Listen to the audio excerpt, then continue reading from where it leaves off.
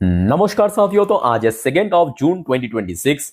देखिए, आज बाजार की सेंटिमेंट क्लोजिंग के समय भले ही बढ़िया था, बट दोस्तों ये एकदम सच है कि जियोपॉलिटिकल इंसिडेंट के कारण ओवरऑल आउटलुक बिल्कुल ही सही नहीं है। मतलब जैसे कि आज फर्स्ट हाफ ही आप उठा के देखिए, मार्केट एकदम से नीचे चल रहा था, आपके पोर्टफोलियो नीचे चल रहा था, है ना। उसके बाद एक एक और जियोपॉलिटिकल इंसिडेंट के कारण एकदम से रिकवर किया, फिर पॉजिटिव में क्लोजिंग दिया। तो जिस वजह से ये वॉर जब तक दोस्तों आगे कंटिन्यू होगा, ऐसा ही स्थिति मार्केट में आपको देखने को मिलेगा। इसके लिए आप लोग भी पहले से मेंटली प्रिपेयर होकर चलिए कि मार्केट कभी भी गिरावट भी हो सकता है, मार्केट में कभी रिकवर भी हो सकता है। वो डिपेंड कर रहा है जियोपॉलिटिकल टेंशन कैसा हो रहा है या किस प्रकार की इंसिडेंट घट रहा है उसके ऊपर।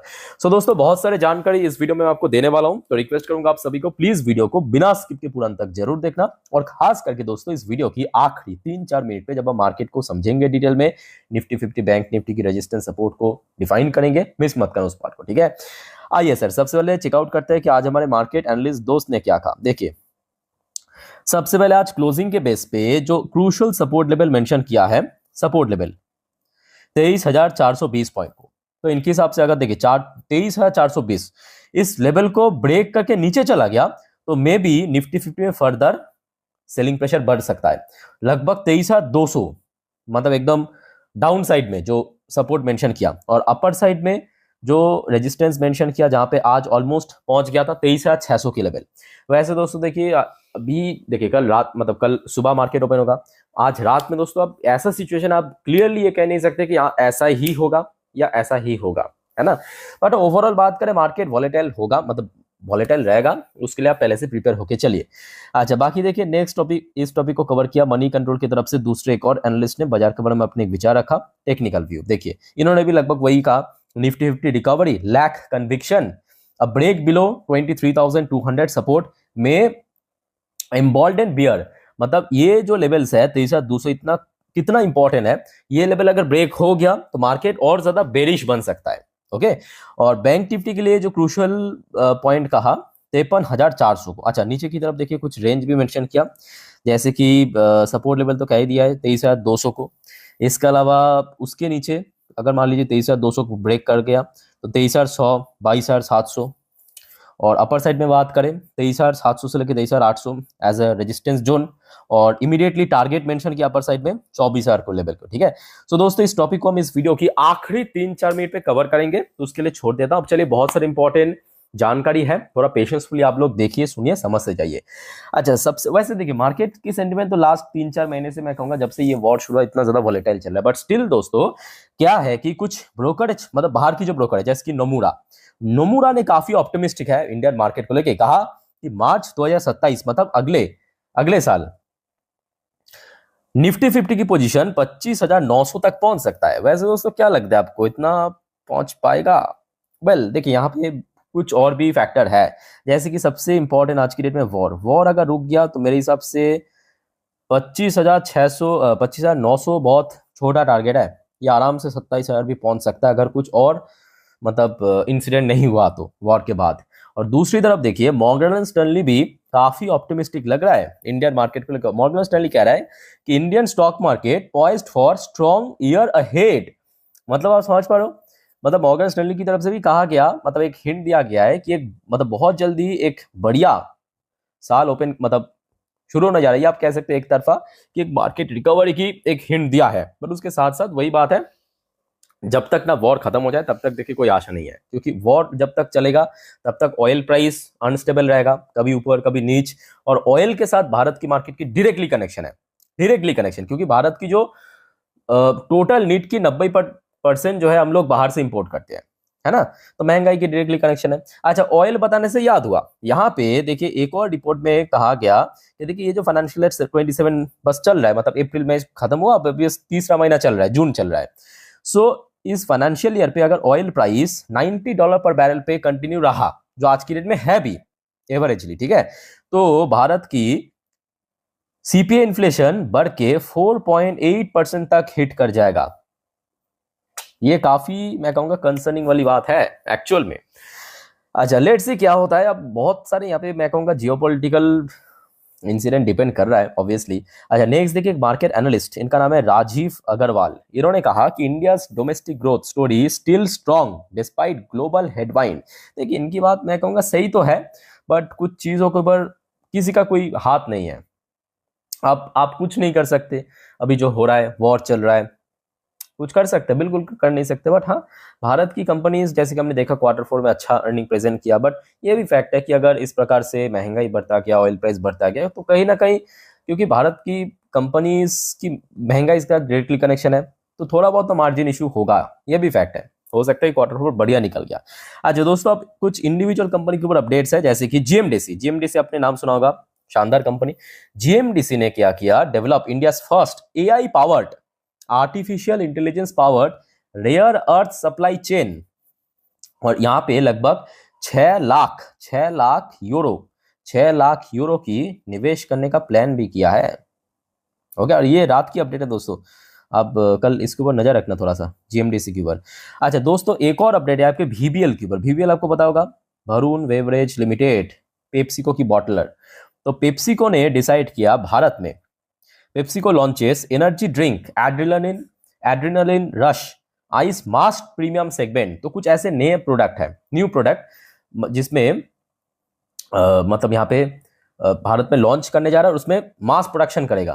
ठीक है, ऑब्वियसली बात है, बेचेगा तो आपके वरुण बेवरेज को ही बेचना है वीबीएल, क्योंकि वही इसका बॉटलर है, तो डायरेक्टली बेनिफिट मिलेगा वीबीएल का। और ये फैक्ट है कि 2026 में आपकी एल नीनो, गर्मी, ये सब के चक्कर में आपके जितने भी समर ओरिएंटेड कंपनी है उसमें बहुत अच्छा मूवमेंट हो रहा है अभी, जो कि 2025 में एक्चुअली मिसिंग था, है ना।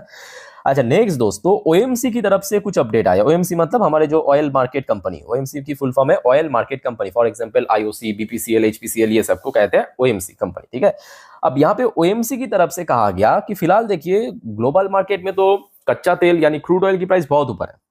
अब देखिए सरकार रिसेंटली 3-4 बार थोड़ा थोड़ा करके, कभी 3 रुपए, कभी 90 पैसा, कभी 1 रुपए, कभी 2 रुपए, 2.5 रुपए, ऐसे करके बढ़ा रहा है पेट्रोल डीजल की प्राइस।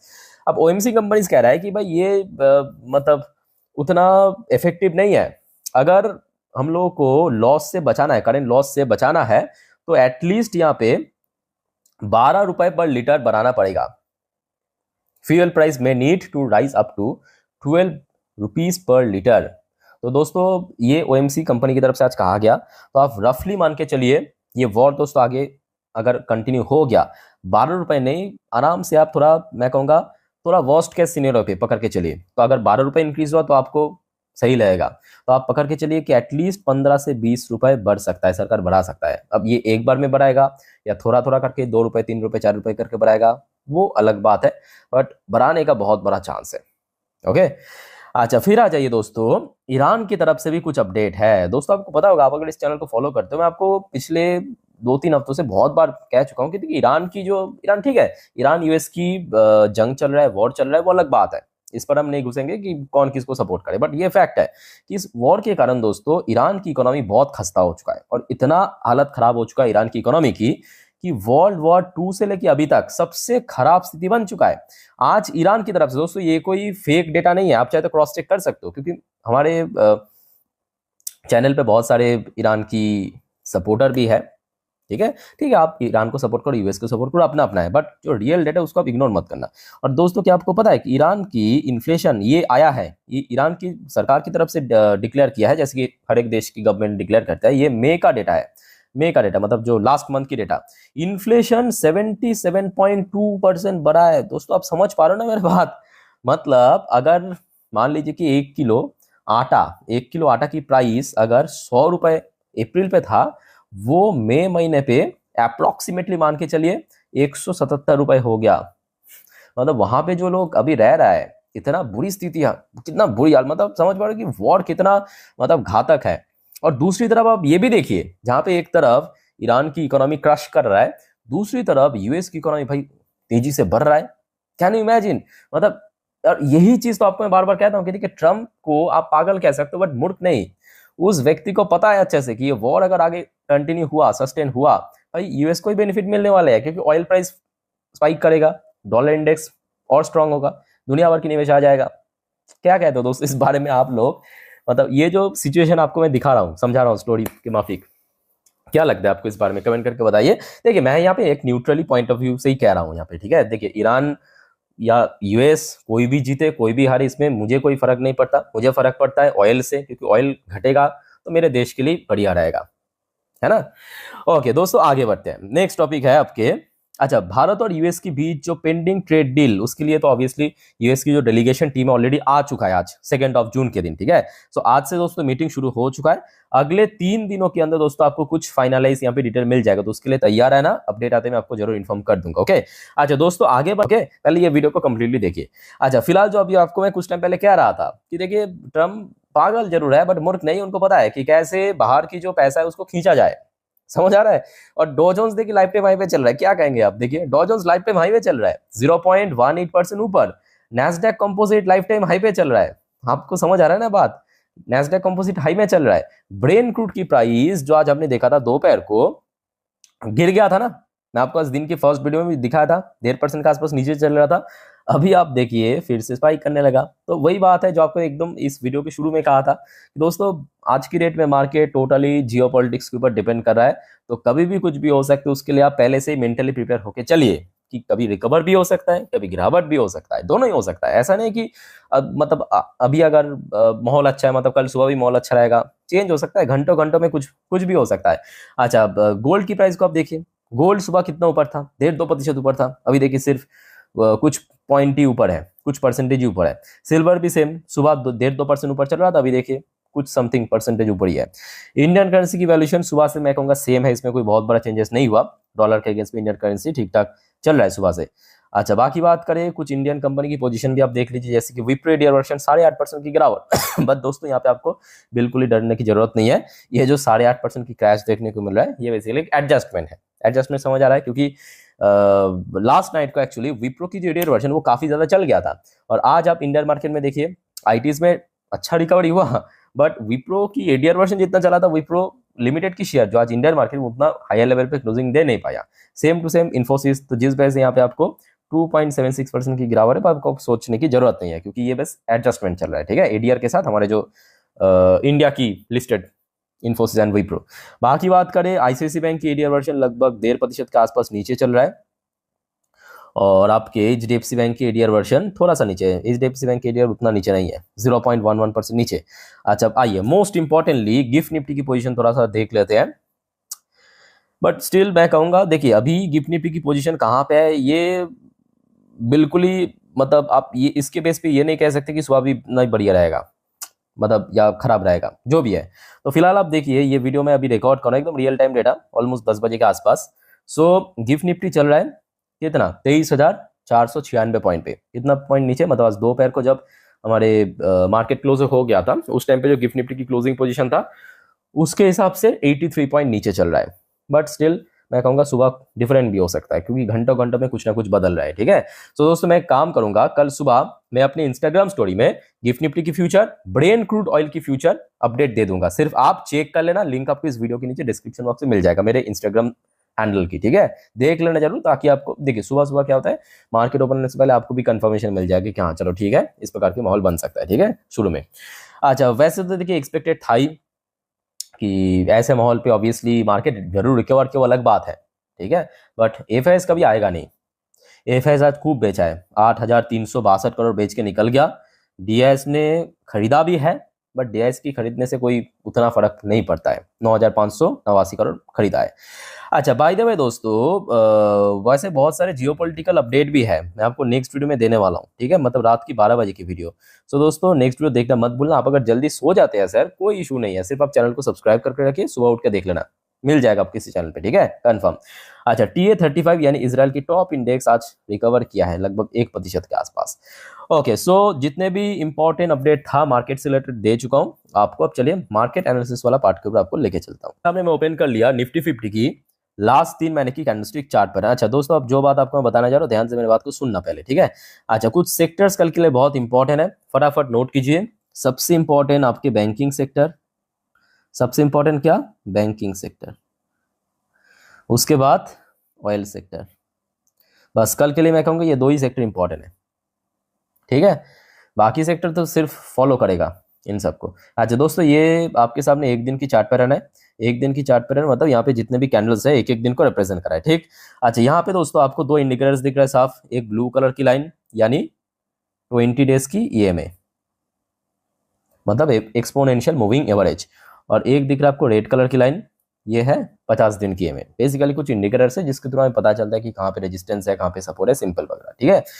अच्छा, वैसे तो लास्ट डे मतलब सोमवार के दिन इस कैंडल को बिल्डअप किया था और एकदम से सारे सपोर्ट लेवल ब्रेक करके नीचे आ गया था, बट आज की डेट में नीचे की तरफ मूवमेंट शुरू में जरूर किया था, बट क्लोजिंग दिया है लगभग इस पोजीशन के आसपास। अब दोस्तों यहाँ पे आपके मन पे एक और बात क्लिक कर सकता है कि सर अभी तो हमने देखा गूगल के ऊपर जो दिखा रहा है निफ्टी 50 की पोजीशन 23,500 के नीचे, बट यहाँ पे आपने जब दिखा रहा तो यहाँ पे 23,523 में कैसे होगा, तो दो अलग है। अलग क्यों है कि यहाँ पे जो आपको मैं दिखा रहा हूँ ये लास्ट ट्रेडेड प्राइस, क्या कहा, ये है लास्ट ट्रेडेड प्राइस, और जो गूगल के ऊपर आपको दिखा रहा है वो एडजस्टेड क्लोजिंग प्राइस जो 4 बजे पे होता है, और ये 3:30 बजे की लास्ट ट्रेड प्राइस। तो जिस वजह से थोड़ा ऊपर नीचे होता है, ऐसा नहीं कि बहुत ज्यादा फ्लक्चुएट करता है, थोड़ा बहुत ऊपर नीचे चल जाता है, ठीक है। 40-50 पॉइंट की गैप आप हमेशा आपको देखने को मिलता है, क्लियर। अच्छा, आ जाइए अब नीचे की तरफ। सबसे पहले हम सपोर्ट पॉइंट को डिफाइन करेंगे, उसके लिए मैं आपको 4 घंटे की चार्ट पैटर्न दिखाता हूं, यहाँ पे बेटर समझ आएगा। तो देखिए 4 घंटे की चार्ट पैटर्न पे द लोअर साइड में सपोर्ट लेवल यहाँ पे साफ दिख रहा है, यहाँ पे आज सपोर्ट मिला स्पेसिफिकली 23,250 पे, तो ये हो गया सबसे क्रूशियल सपोर्ट जोन। इनकेस अगर इसके नीचे चला गया तो क्या होगा सर, तो ये होगा कि निफ्टी 50 उसके नीचे 23,000 के आसपास भी पहुंच सकता है, जहां पे एक टाइम पे मार्च पे हमने देखा था बार बार इस जोन पे सपोर्ट भी मिला था, इवन एक आध बार रेजिस्टेंस भी फेस किया। एक बार मैं आपको फ्रेश करके लिख के देता हूं, तो कल यानी 3 तारीख के लिए सबसे क्रूशियल सपोर्ट लेवल है 23,250। उसके नीचे अगर स्लिप कर गया तो 23,000 के आसपास आप मान के चलिए, तो ये दो लेवल क्या हो गया कल मार्केट के लिए सपोर्ट पॉइंट, क्या हो गया सपोर्ट पॉइंट, ठीक है। अच्छा, रेजिस्टेंस बहुत सिंपल है। रेजिस्टेंस से पहले मैं आपको ये कहूंगा कि कल सबसे क्रूशियल लेवल, क्रूशियल माने जो सबसे इंपॉर्टेंट है, 23,500 को होल्ड करना, इसको होल्ड करना, इसको बस होल्ड करना तो काम चल जाएगा, बट वो डिपेंड करेगी कहाँ पे ओपन हो रहा है। तो अगर होल्ड कर गया तो अपर साइड में लगभग 100-150 पॉइंट ऊपर मान के चलिए, यानी अगला रेजिस्टेंस 23,650। अगर बहुत बढ़िया मार्केट मिल गया तो ये एक्सटेंड करके 800 तक भी पहुंच सकता है, बट वो डिपेंड करेगा स्थिति के ऊपर, सुबह कैसे स्थिति बन रहा है, ठीक है। अच्छा, अब आ जाइए दोस्तों बैंक निफ्टी पर। देखिए बैंक निफ्टी की पोजीशन हमेशा इंपॉर्टेंट होता है, क्योंकि बैंक निफ्टी की वेटेज सबसे ज्यादा है। आपको निफ्टी में तो 5-6 बैंक से दिख जाएगा, प्राइवेट पीएसयू बैंक मिला के, है ना। अच्छा, बैंक निफ्टी की क्लोजिंग पोजीशन आज उतना बढ़िया नहीं था। बढ़िया नहीं, क्यों नहीं था, क्योंकि बैंक निफ्टी आज 54,000 इस लेवल को क्लाइम नहीं कर पाया, इसके ऊपर पहुंच नहीं पाया, ठीक है। तो कल के लिए सबसे इंपॉर्टेंट लेवल है 54,000, इसको क्रॉस करके ऊपर होल्ड करना जरूरी है। अच्छा, अब क्योंकि बैंक्स है, जो आपको इसके पहले भी कहा था, बैंक्स की क्या है कि रेंज थोड़ा ज्यादा होता है, ठीक है। सो बैंक्स के लिए इमीडिएटली सपोर्ट पॉइंट मैं कहूंगा थोड़ा डीप सपोर्ट लेवल 52,500, ये बनेगा अगला सपोर्ट जोन, जो इसके पहले भी हमने देखा था काफी बार इस लेवल के ठीक ऊपर सपोर्ट भी मिला था, मे की बात है। और अपर साइड में यहाँ पे आपको साफ दिखाई दे रहा है 54,000, तो मैं आपको बता दिया, बट 54,000 को जैसे ही क्रॉस करेंगे यहाँ पे दो इंडिकेटर्स एकदम बैठा है रेजिस्टेंस देने के लिए, उसका नंबर थोड़ा हाइड हो चुका है, मैं आपको लिख के दे देता हूँ, वो है 54,400 के आसपास, ठीक है। सो दोस्तों निफ्टी 50 बैंक निफ्टी जितना अच्छे से हो सकता है समझाने की मैंने कोशिश किया। आई होप कि आपको समझ आ चुका है। फिर भी कोई कंफ्यूजन या डाउट फाउट है कमेंट करके आप पूछ सकते हो। बाकी दोस्तों जो आपको मैं बार बार कहता हूँ, छोटा सा रिपीट कर दूंगा थोड़ा सा, कि देखिए आज मार्केट इतना रिस्की है, इतना वॉलेटाइल, आप खुद ही समझ पा रहे हो, तो गलती से भी एफएनओ ट्रेडिंग ये सब चक्कर में मत पड़ना, पुट कॉल बाई सेल की चक्कर में। नॉर्मल आप वीडियो देखिए, इन्फॉर्मेशन लीजिए, ठीक है। अगर कोई कंफ्यूजन है मुझे कमेंट करके प्लीज पूछिए, और चैनल को सब्सक्राइब करना मत भूलना। तो मिलता है नेक्स्ट वीडियो में, टेक केयर, बाय बाय, जय हिंद।